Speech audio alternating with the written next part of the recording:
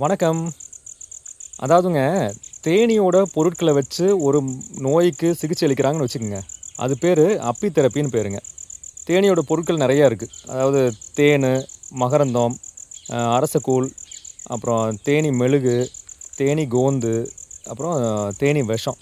இதெல்லாம் வந்து ஒரு மருத்துவ குணம் வாய்ந்த பொருட்கள்னு சொல்றாங்க. அத வச்சு நாங்க பயன்படுத்துறோம். ஸோ நீங்க கேள்விப்பட்டிருப்பீங்க.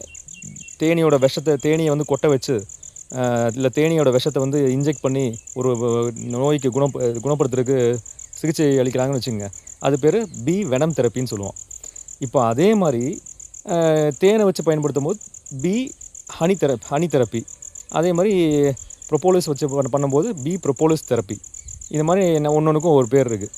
ஸோ இதே மாரி உலகத்தில் ரொம்ப ஃபேமஸ் ஆகிட்டு வர்ற தேனீயை பயன்படுத்தி சிகிச்சை அளிக்கிற ஒரு முக்கியமான ஒரு தெரப்பி அப்படின்னு பார்த்தீங்கன்னா, பீ ஏர் தெரப்பின்னு ஒன்று இருக்குங்க.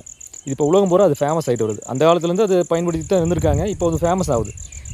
பீ ஏர் தெரப்பி, அதாவது தேனீயோட பெட்டிக்குள்ளே தேனீயெல்லாம் நிறையா உள்ளே வந்து வேலை செஞ்சிட்ருக்கோம். நிறையா பொருட்களை வந்து வெளியிலேருந்து எடுத்துகிட்டு வருது, உள்ளே சேகரிக்குது.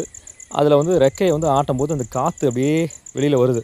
அந்த காற்று தேனீயோட சுவாசம், அந்த ரெக்கை அடிக்கிற காற்றை நம்ம வந்து வென்டிலேட்டர் வச்சு உள்ளே இழுத்து அந்த சுவாசத்தை நம்ம உள்ளே இழுக்கும்போது, அந்த வாசனையை உள்ளே இழுக்கும்போது உள்ளே இருக்க என்சைம்ஸு நிறையா சின்ன சின்ன பார்ட்டிகல்ஸ், அதாவது போலன் பார்ட்டிக்கல், மெழுகு பார்ட்டிக்கல், ஹனியோட சின்ன சின்ன வாசனை, தேனீயோட வாசனை, இதெல்லாம் சேர்ந்து வரும்போது நம்ம நுரையீரலுக்கு ரொம்ப நல்லது அப்படிங்கிறாங்க. ரொம்ப நல்லது. நம்ம உடம்பு பேசிக்காகவே நம்ம இம்யூனிட்டி பூஸ்ட் ஆகுது, ஸ்ட்ரெஸ் ரிலீவ் ஆகுது. இந்த மாதிரி நிறையா சொல்கிறாங்க.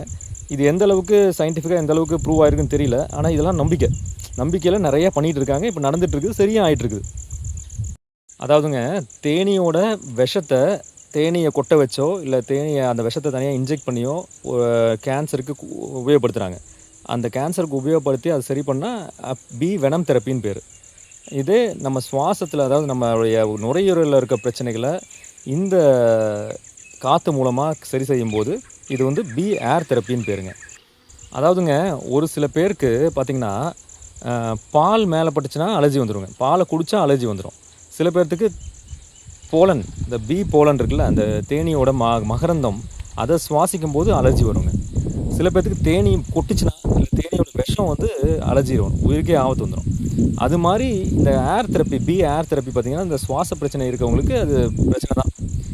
இதே வந்து ஹெல்த்தியாக இருக்கவங்களுக்கு, இதை நம்பக்கூடியவங்களுக்கு இது நல்ல மாற்றத்தை கொடுக்கும், நல்லாயிருக்கும். இதை வந்து உலகம் பூரா நம்பி பண்ணுறாங்க, சரியும் ஆயிருக்கு. ஆனால் இந்த அலர்ஜி இருக்கிறவங்க பக்கத்தில் போகாமல் இருக்கிறது நல்லது.